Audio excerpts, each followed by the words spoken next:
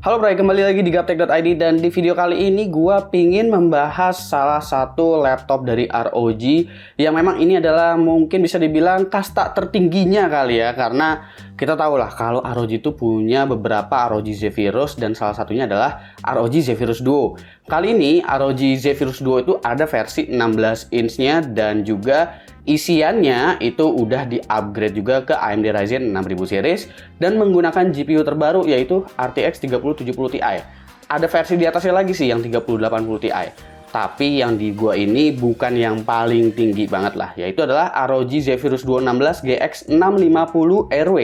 Jadi tanpa perlu basa-basi lagi, mari kita bahas laptop yang satu ini mulai dari desainnya dulu seperti apa. Oke, jadi ini adalah keluaran pertama dari Zephyrus Duo untuk versi 16-nya. Karena sebelumnya Zephyrus Duo cuma ada versi 15 inch. ROG mengangkat konsep Nebula kali ini. Jadi Zephyrus Duo yang sebelumnya polos-polos aja, jadi punya aksen sedikit nyentrik di bagian cover. Desain ini juga rasanya ada sedikit adaptasi dari Zephyrus G14 yang memiliki animatrix dengan tekstur dot di covernya. Yang namanya Zephyrus Duo tentu ciri khasnya ialah punya dual screen alias ROG Screen Pad, yang dimana secondary screen ini akan sedikit terangkat jika laptop dibuka.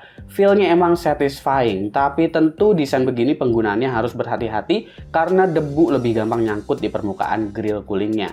Dan konsep laptop seperti ini juga tentunya bukan buat dipakai di luaran ya. Jadi ini udah masuk kelas desktop replacement, yang dimana device tetap memungkinkan untuk dibawa bepergian, tapi penggunanya tetap stay di ruangan. Mungkin mobilitasnya sering pindah-pindah studio, harus berpindah-pindah kota atau bahkan negara, jadi sering stay di hotel. Kurang lebih kayak begitulah.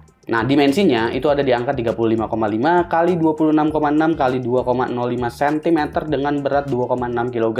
Sedikit lebih tebal dan sedikit lebih berat dari versi sebelumnya. Di sini ROG masih memberikan LED numpad untuk touchpad-nya. Cuma kali ini nggak ada tombol dedicated untuk klik kanan dan kiri. Nambahnya ketebalan form factor laptop ini juga ngebikin keyboardnya kali ini bisa punya travel distance yang lebih dalam.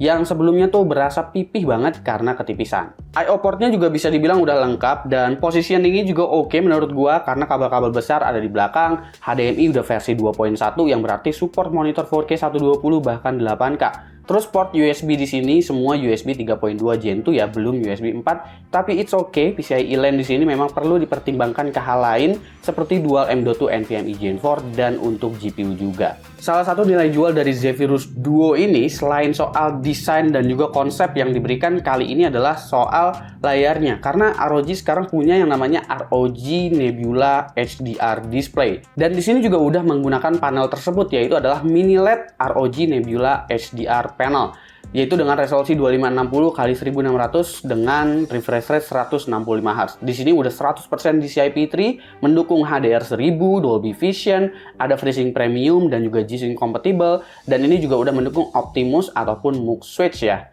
Lalu untuk layar keduanya nih, yaitu si ROG Screen Pad. Dia punya resolusi 3840 x 1100. Kalau yang bawah ini dia panelnya adalah IPS touchscreen dan ini udah support stylus. Screen Pad ini tentu banyak fungsinya ya. Buat mereka para streamer, ROG sih ngasih sampel untuk lihat live chat, tapi menurut gua kayaknya kurang guna ya kalau buat lihat live chat. Yang guna itu mereka nggak perlu repot beli Stream Deck lagi sih. Tinggal colek-colek aja layar di sini, semisal mau transisi atau mau pindah-pindah scene. Buat para editor juga sequence bisa ditaruh di bawah, lebih enak juga geser sequence-nya karena touchscreen tentunya dan terpisah dari playback. Jadi nilai jual utamanya memang adalah soal konsep desain ya. Jadi buat kalian yang kurang begitu menghargai soal konsep desain seperti ini ya, tentu sebaiknya kalian jangan ngincer laptop ini. Karena dengan konsep yang seperti ini, desain yang seperti ini, tentu harus ada harga yang dibayarkan.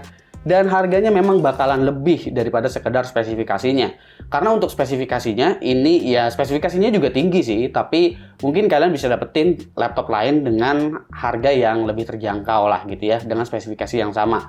Speknya ini udah menggunakan AMD Ryzen 9 6900HX, abis itu ada GeForce RTX 3070 Ti laptop, RAM-nya 32GB DDR5 4800 MHz, NVMe PCIe Gen 4 SSD 1TB, Wi-Fi 6 dengan Bluetooth 5.2, ada SDIR webcam kali ini, include dengan Windows 11 plus Office Home Student. Opsi upgrade-nya kalian bisa tambahin RAM-nya menjadi 64 64 GB dual channel, tapi untuk modulnya DDR5 ya. Dan di sini tersedia 2 slot M.2 NVMe dan keduanya udah mendukung PCIe Gen 4. Cuma yang disayangkan adalah untuk SKU di Indonesia ini dia belum RAID 0 untuk konfigurasi SSD-nya. Karena kalau gue baca di situsnya ROG itu semua SKU-nya sebenarnya adalah 4 TB RAID 0. Dan di sini SSD yang gue dapetin adalah dari Micron dan ini versi controller yang bener-bener versi light banget deh. Ini memang lagi musim banget sih laptop NVMe-nya tuh pada di nerf dan kecepatannya juga ini cuma sebatas kayak NVMe PCIe Gen 3 aja. Jadi ayo dong ROG, ini kan laptop 60 jutaan nih ya harganya. Tolong kasih SSD yang agak lebih bagus gitu. Masa kalau ngelihat ROG Zephyrus M16 kemarin itu punya SSD yang bagus, controller bagus, bisa 6 GB per second, masa yang 60 juta malah dikasih SSD yang kayak begini. Jadi ya ini pesan aja lah untuk ROG ya, untuk laptop flagshipnya kalau bisa ya jangan kasih SSD yang kayak gitu. Lalu untuk utilities seperti biasa ada Armoury Crate. Melalui Armoury Crate ini kalian bisa hidupin atau matiin mux switch selain profile power.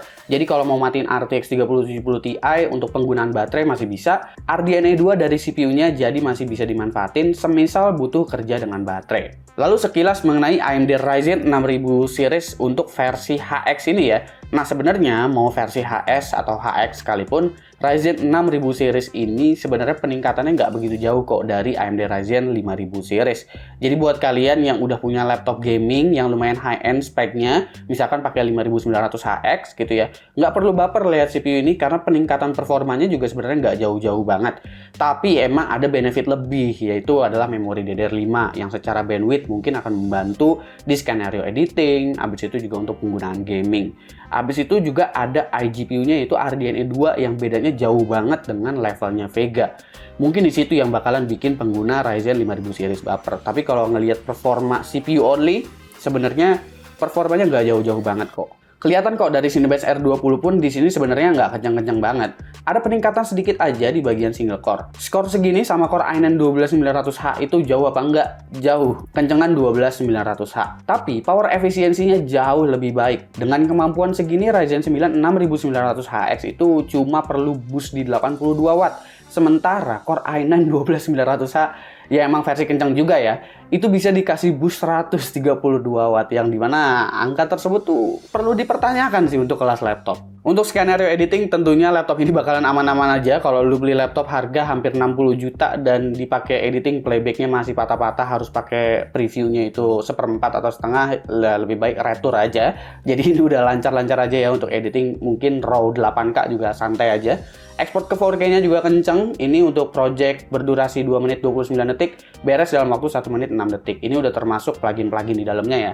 Mengenai RTX 3070 Ti-nya yang ada di sini punya rating di 150 watt. Ini termasuk salah satu rating power tertinggi untuk level laptop. Dan kita akan coba lihat dulu graphic score di 3D Mark. Untuk 3D Mark Firestrike ini skornya mencapai angka 28.000. Ya, ini skornya udah mepet banget sih dengan RTX 3080 laptop ya.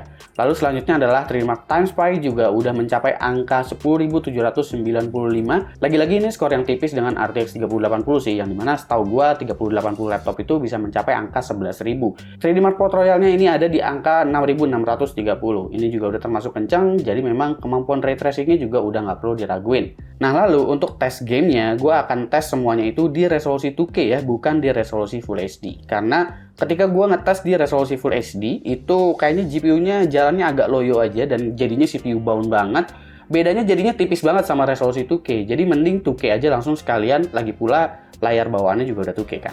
Oke, kita game Deathloop dulu ya. Gue semuanya nih di sini pakai preset rata kanan aja, mentok-mentokin semua. Pakai FSR 2.0 juga di sini. Dan untuk Deathloop gue mendapatkan rata-rata 92 FPS dengan 1% minimum di 67. Di sini 2K-nya tuh 1600p ya yang gue pakai untuk game ini. Selanjutnya Death Stranding, seperti biasa gue menggunakan preset very high dengan resolusi di sini 1440p. Rata-rata FPS yang gue dapetin di 128 dengan 1% minimum di 98. Di sini gue menggunakan DLSS quality juga.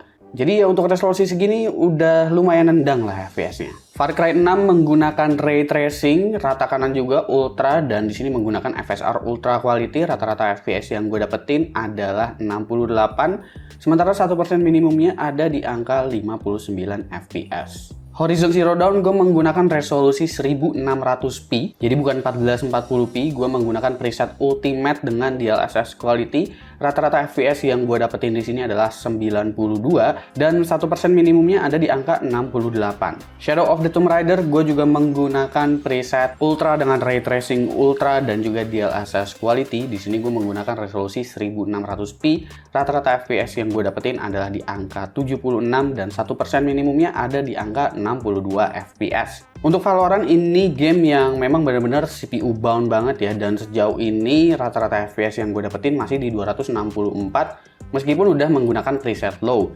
Jadi memang akan lebih direkomendasikan jika kalian menggunakan CPU seperti Alder Lake kalau misalkan mau ngincar di 300 FPS. Penggunaan liquid metal pada laptop ini membuat suhu dari 6900 HX di sini sangat aman, bahkan nggak menyentuh angka 90 derajat seperti kebanyakan laptop gaming di kelas ini. GPU juga aman, sejauh ini emang jarang ditemuin RTX 30 series yang panas, dan tentu ini sangat adem untuk 150 watt. Jadi buat kalian nanti yang mungkin udah meminang laptop ini, nggak usah khawatir dan buru-buru untuk ganti pasta karena bawaannya udah liquid metal, jadi biarkan saja ya. Karena untuk ngapusnya pun ini agak susah, semisal udah menggunakan liquid metal. Oke, kita sampai ke bagian harga dan juga kesimpulan untuk ROG Zephyrus Duo 16 2022. Untuk harganya, versi yang ada di gua ini sebenarnya harganya itu ada di 60 jutaan. Tapi ketika gua cek di marketplace itu sebenarnya udah ada dari AMD official ya di Tokopedia-nya. Itu harganya sekitar 58.400.000 ya. Kalau nggak salah, sekitar segituan dah 58 jutaan. Bonusnya itu ada palm rest sama tas. Harusnya sih di dalam kotaknya ada mouse dan headset juga ya, kalau mengacu ke situs ROG.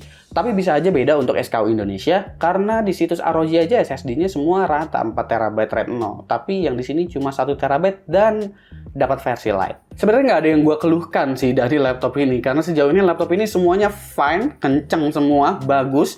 Yang gue keluhkan ya memang cuma satu ya, soal konfigurasi SSD-nya aja yang memang amat sangat jauh di luar ekspektasi gue. Itu aja sih. Selebihnya ini udah all-rounder deh, mau lu pakai apa juga kayaknya udah pada enak semua gitu ya. Ya komen lah di bawah menurut kalian gimana Zephyrus Duo 16, silahkan komen di bawah dan kasih pendapat kalian masing-masing.